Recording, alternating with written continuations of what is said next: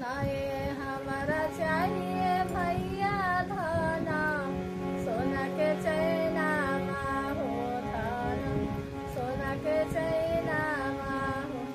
बोल दे बोल तेरा कौन सी चाहिए?